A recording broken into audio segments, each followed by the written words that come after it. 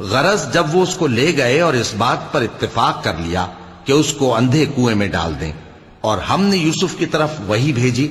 کہ ایک وقت ایسا آئے گا کہ تم انہیں ان کے اس سلوک سے آگاہ کرو گے اور ان کو اس وحی کی کچھ خبر نہ ہوگی۔